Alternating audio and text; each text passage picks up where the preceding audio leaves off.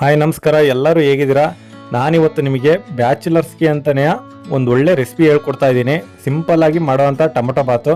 ಇದಕ್ಕೆ ಒಂದು ತರಕಾರಿನೂ ನೀವು ಉಪಯೋಗಿಸೋದು ಬೇಡ, ಮತ್ತು ಮಸಾಲೆ ಪದಾರ್ಥನೂ ಕೂಡ ನೀವು ಜಾಸ್ತಿ ಹಾಕೋದು ಬೇಡ. ನಿಮ್ಮ ಹತ್ರ ಏನಿರುತ್ತೋ ಅವಶ್ಯಕತೆ ಏನೇನಿರ್ತಾವೋ ಅವನ್ನ ಮಾತ್ರ ನೀವು ಬಳಸಿ ಮಾಡ್ಬೋದು. ಅದೇ ಫ್ಲೇವರ್ ಅದೇ ಟೇಸ್ಟೇ ಕೊಡೋ ರೀತಿಯಲ್ಲಿ ನಾನು ಹೇಳ್ಕೊಡ್ತಾ ಇದ್ದೀನಿ. ನಾನು ಇವಾಗ ಮನೇಲಿರ್ಬೋದು, ಮುಂಚೆ ನಾನು ಕೆಲ್ಸಕ್ಕೆ ಹೋಗ್ಬೇಕಾದ್ರೆ ರೂಮ್ ಮಾಡಿಕೊಂಡು ನಾನು ಕೂಡ ಏನಾರ ವೆರೈಟಿಯಾಗಿ ತಿಂಡಿ ರೂಮಲ್ಲೇ ಮಾಡಬೇಕು ಅಂತ ಅಂದಾಗ ಈ ರೀತಿಯಾಗಿ ಮಾಡ್ಕೊಂಡು ತಿಂತಿದ್ದೆ. ತರಕಾರಿ ಅವನ್ನೆಲ್ಲ ತರೋದಕ್ಕೆ ಖರ್ಚಾಗುತ್ತೆ ಅಂತೇಳಿ ನಾನು ಯಾವ ತರಕಾರಿನೂ ಬಳಸ್ತೇನೆ ಮಾಡ್ಕೊತಿದ್ದೆ. ತುಂಬ ರುಚಿಯಾಗೂ ಇರುತ್ತೆ.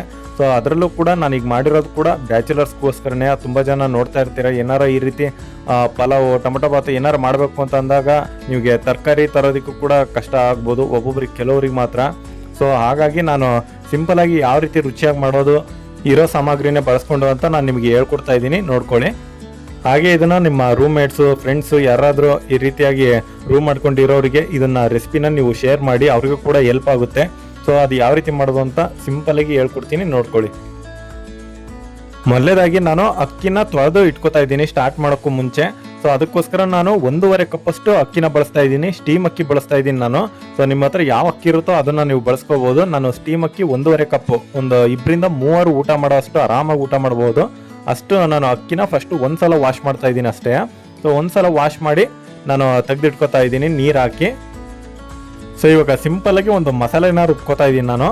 ಸೊ ಇದಕ್ಕೆ ನಾನು ಒಣ ಕೊಬ್ಬರಿನ ಹಾಕೋತಾ ಇದ್ದೀನಿ. ಒಂದು 1/4 ಕಪ್ನಷ್ಟು ಕೊಬ್ಬರಿ, ಜಾಸ್ತಿ ಆಗ್ತಾ ಇಲ್ಲ, ಜಸ್ಟ್ ಒಂದು 20 ಗ್ರಾಮು ಕೊಬ್ಬರಿ ಹಾಕ್ತಾ ಇದ್ದೀನಿ ಅಷ್ಟೇ. ಹಸಿ ಕೊಬ್ಬರಿ ಇದ್ರೆ ಇನ್ನೂ ಚೆನ್ನಾಗಿರುತ್ತೆ. ಸೊ ಹಸಿ ಕೊಬ್ಬರಿ ಈಗ ರೇಟ್ ಬೇರೆ ಜಾಸ್ತಿ ಆಗಿದೆ. ಸೊ ಅದಕ್ಕೋಸ್ಕರ ಒಣ ಕೊಬ್ಬರಿನೇ ನಾವು ಮಾಡ್ತಾ ಇರೋದು, ಮೊದಲೇ ಲೋ ಬಜೆಟ್ ಅಲ್ವಾ. ಸೊ ಅದಕ್ಕೋಸ್ಕರ ಅದೇ ರೀತಿಯಾಗಿ ನಿಮಗೆ ತೋರಿಸ್ತಾ ಇದ್ದೀನಿ ಈಸಿ ಆಗೋ ಹಂಗೆ. ಸೊ ಒಣ ಕೊಬ್ಬರಿ ಹಾಕಿ ಒಂದು 2 ಟೊಮೆಟೊ ಹಣ್ಣನ್ನು ಹಾಕಿದ್ದೀನಿ ಹೆಚ್ಕೊಂಡು. ಹಾಗೆ ಒಂದು 2 ಇಂಚು ಶುಂಠಿ ಮತ್ತು ಒಂದು ಸ್ವಲ್ಪ ಬೆಳ್ಳುಳ್ಳಿಗಳು, ಒಂದು 4 ಬೆಳ್ಳುಳ್ಳಿ ಪೀಸ್ಗಳನ್ನ ಹಾಕೊಂಡಿದ್ದೀನಿ. ಹಾಗೆ ಸ್ವಲ್ಪ ಕೊತ್ತಂಬರಿನ ಹಾಕೋತಾ ಇದ್ದೀನಿ. ಸೊ ಈಗ ಇದಿಷ್ಟು ಹಾಕಿ ನಾವು ಸಣ್ಣದಾಗಿ ರುಬ್ಕೋಬೇಕಾಗುತ್ತೆ ಪೇಸ್ಟ್ ರೀತಿಯಾಗಿ. ಮೊದಲೇದಾಗಿ ನಾನು ಒಂದು 3 ಸ್ಪೂನು ಎಣ್ಣೆನ ಬಿಡ್ತಾ ಇದ್ದೀನಿ. ಎಣ್ಣೆನ ಜಾಸ್ತಿ ಬಿಡೋದ್ರಿಂದ ರೈಸ್ ಸ್ಮೂತಾಗಿ ಚೆನ್ನಾಗಿ ಬರುತ್ತೆ, ತಿನ್ನೋಕರೆ ಗಂಟ್ಲಿಗೆ ಹಿಡಿಯೋದಿಲ್ಲ. ಸೊ ಅದಕ್ಕೋಸ್ಕರ ಸ್ವಲ್ಪ ಎಣ್ಣೆ ಜಾಸ್ತಿ ಬಿಡ್ತಾ ಇದ್ದೀನಿ. ಈಗ ಮಸಾಲ ಪದಾರ್ಥಕ್ಕೆ ನಾನು ಒಂದು 2 ಇಂಚು ಚಕ್ಕೆ, 2 ಏಲಕ್ಕಿ ಹಾಗೂ ಒಂದು 5-6 ಲವಂಗನ ಹಾಕೋತಾ ಇದ್ದೀನಿ. ನೀವಿಷ್ಟು ಮಸಾಲ ಪದಾರ್ಥ ಹಾಕಿದ್ರು ಸಾಕು. ಇದ್ರ ಜೊತೆ ನೀವು ಪಲಾವ್ ಎಲೆ ಮತ್ತು ಚಕ್ರ ಮೊಗ್ಗು ಅವೇನಾರು ಇದ್ವು ಅಂತಂದರೆ ಹಾಕಿ, ಇಲ್ಲ ಅಂತಂದ್ರೂ ನಡೆಯುತ್ತೆ, ಇಷ್ಟ ಹಾಕಿರೋ ಸಾಕು. ಸೊ ಇವಾಗ ಹಾಕೊಂಡು ಒಂದು ಸ್ವಲ್ಪ ಹಂಗೆ ಫ್ರೈ ಮಾಡ್ಕೊತಾ ಇದ್ದೀನಿ, ಎಲ್ಲ ಲೋ ಫ್ಲೇಮಲ್ಲೇ ಇಟ್ಕೊಂಡು. ಈಗ ಒಂದೇ ಒಂದು ಮೀಡಿಯಂ ಸೈಜ್ ಈರುಳ್ಳಿನ ಹೆಚ್ಚೆ ಹಾಕೊಂಡಿದ್ದೀನಿ ನಾನು. ಈ ರೀತಿ ಸ್ಲೈಸಾಗಿ ಸ್ವಲ್ಪ ಕಟ್ ಮಾಡ್ಕೊಂಡು ಹೆಚ್ಚೆ ಹಾಕೊಂಡು ಅದನ್ನು ಕೂಡ ಒಂದು ಸ್ವಲ್ಪ ಮಟ್ಟಿಗೆ ಫ್ರೈ ಮಾಡ್ಕೊತಾ ಇದ್ದೀನಿ. ಈಗ ಒಂದು 3 ಹಸಿಮೆಣಸಿಕಾಯಿನ ಹೆಚ್ಚೆ ಹಾಕೊಂಡಿದ್ದೀನಿ. ಅದ್ರ ಜೊತೆಗೇನೆ ಸ್ವಲ್ಪ ಕರಿಬೇವು ಎಲೆಗಳನ್ನ ಹಾಕೋತಾ ಇದ್ದೀನಿ. ಕರಿಬೇವು ಎಲೆ ಹಾಕೋದ್ರಿಂದ ಫ್ಲೇವರ್ ಚೆನ್ನಾಗಿ ಬರುತ್ತೆ ಇದ್ರದ್ದು. ಸೊ ಹಾಕೊಂಡು ಒಂದು ಸ್ವಲ್ಪ ಫ್ರೈ ಮಾಡ್ಕೋತಾ ಇದ್ದೀನಿ. ಈಗ ಒಂದು ಮೀಡಿಯಂ ಸೈಜು ಟೊಮೆಟೊನ ನಾನು ಸಣ್ಣದಾಗಿ ಹೆಚ್ಚಿ ಹಾಕೊಂಡಿದ್ದೀನಿ. ಹಾಕೊಂಡು ಅದನ್ನು ಕೂಡ ಒಂದು ಸ್ವಲ್ಪ ಫ್ರೈ ಮಾಡ್ಕೋತಾ ಇದ್ದೀನಿ.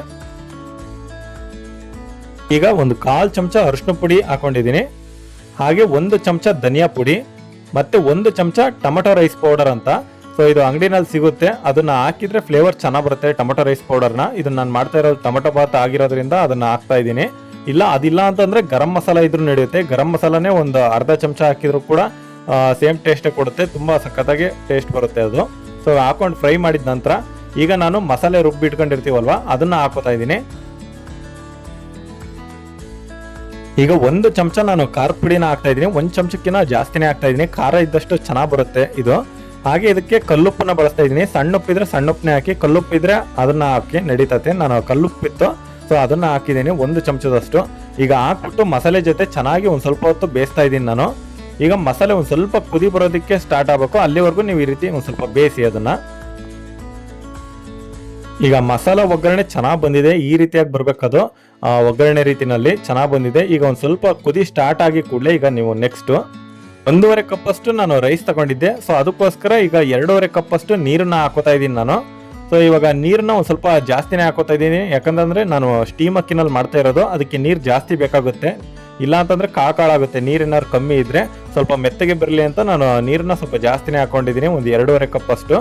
ಸೊ ಇವಾಗ ಹಾಕೊಂಡು ಒಂದು ಸ್ವಲ್ಪ ನೀರು ಕೂಡ ಕುದಿ ಬರೋ ತನಕ ನಾವು ಬಿಡಬೇಕಾಗುತ್ತೆ. ಈಗ ನೀರು ಕುದಿ ಬರೋಕ್ಕೆ ಸ್ಟಾರ್ಟ್ ಆಗಿ ಕೂಡಲೇ ನಾವೇನು ನೆನೆಸಿಟ್ಕೊಂಡಿರ್ತೀವಲ್ವ ರೈಸು, ಅದನ್ನ ಹಾಕೋಬೇಕಾಗುತ್ತೆ. ಇವಾಗ ನಾನು ರೈಸ್ ಎಲ್ಲಾನು ಕೂಡ ಹಾಕೋತಾ ಇದ್ದೀನಿ. ಈಗ ರೈಸ್ ಹಾಕಿದ ನಂತರ ನಾನು ಕ್ಯಾಪ್ನ ಮುಚ್ತಾ ಇದ್ದೀನಿ, ಮುಚ್ಚಿ ಅದರ ವಿಜಲ್ನ ಕೂಡ ಹಾಕ್ತಾ ಇದ್ದೀನಿ. ಸೊ ಇವಾಗ ಹಾಕಿ ಜಸ್ಟ್ 1 ರಿಂದ 2 ಅಮ್ಮಮ್ಮ ಅಂದರೆ 1 ರಿಂದ 2 ವಿಜಲ್ ಹೊಡ್ಸಿದ್ರೆ ಸಾಕು, ರೆಡಿ ಆಗುತ್ತೆ ರೈಸು. ಸೊ ರೈಸ್ ಅಂತೂ ಸಖತ್ ಮಸಾಲ ಭರಿತವಾಗಿ ರೆಡಿಯಾಗಿದೆ. ಸೇಮ್ ಸ್ಮೆಲ್ ನೀವು ನೋಡ್ತಾ ಇದ್ರೆ ನೀವು ಎಲ್ಲ ಐಟಮ್ಸ್ನ ಹಾಕ್ಬಿಟ್ಟು ಮಾಡಿದಾಗ ಯಾವ ರೀತಿ ಇರುತ್ತೋ ಸೊ ಆ ರೀತಿಯಾಗಿ ಇರುತ್ತೆ. ನೀವು ಬಟಾಣಿ ಕಾಳು ಕೂಡ ಹಾಕೋದು ಬೇಕಾಗಿಲ್ಲ. ಸೊ ಅಷ್ಟು ಚೆನ್ನಾಗಿ ಬರುತ್ತೆ ಇದು. ಬರೀ ರೈಸ್ ಒಂದು ಕುಷ್ಕ ತಿನ್ನಂಗೆ ಆಗುತ್ತೆ ನೋಡ್ರಿ, ಆ ರೀತಿ ಇದೆ ಫ್ಲೇವರ್ ಮಾತ್ರ. ಸೊ ಹಂಗೆ ರೈಸ್ ತಿನ್ನೋಕ್ಕಾಗಲ್ವಲ್ಲ, ಅದಕ್ಕೆ ನಾನು ಮೊಸರನ್ನ ಹಾಕ್ಕೊಂಡಿದ್ದೀನಿ. ಮೊಸರು ಜೊತೆ ಅಂತೂ ಒಂದು ಒಳ್ಳೆ ಕಾಂಬಿನೇಷನ್ನು. ಹಾಗೆ ಸೈಡಿಗೆ ಸ್ನ್ಯಾಕ್ಸ್ ಆಗಿ 2 ನಿಪ್ಪಟ್ಟು ರೀತಿಯ ಸ್ನ್ಯಾಕ್ಸ್ ಇಟ್ಕೊಂಡಿದ್ದೀನಿ, ಅದು ನಾನೇ ಮಾಡಿರೋದು. ಅದ್ರದ್ದು ಕೂಡ ವಿಡಿಯೋ ಬಿಟ್ಟಿದ್ದೀನಿ ನಾನು, ನೀವು ಹೋಗಿ ನೋಡ್ಬೋದು. ಸೊ ಅದು ನೆಂಚಿಗೆ ಚೆನ್ನಾಗಿರುತ್ತೆ ಅಂತ ಇಟ್ಕೊಂಡಿದ್ದೀನಿ. ಸೊ ಇವಾಗ ರೈಸು ಈ ಮೊಸರು ಬಜ್ಜಿ ಜೊತೆ ತಿಂತಾ ಇದ್ರೆ ನಿಜವಾಗ್ಲೂ ಒಂದು ಅದ್ಭುತವಾದ ಟೇಸ್ಟು. ಮತ್ತು ಇಷ್ಟೇ ಪದಾರ್ಥ ಹಾಕಿ ನೀವು ಮಾಡ್ಬೋದು ಬ್ಯಾಚುಲರ್ಸ್ಗಳು. ಸೊ ಯಾರ್ಯಾರಿದ್ದಾರೆ ಎಲ್ಲರಿಗೂ ಶೇರ್ ಮಾಡಿ. ಹಾಗೆ ನನ್ನ ಪ್ರತಿ ವೀಡಿಯೋಸ್ನೂ ಕೂಡ ನೋಡಿ, ಹಾಗೆ ನನ್ನ ಚಾನಲ್ಗೂ ಕೂಡ ಸಬ್ಸ್ಕ್ರೈಬ್ ಆಗಿ. So thanks for watching.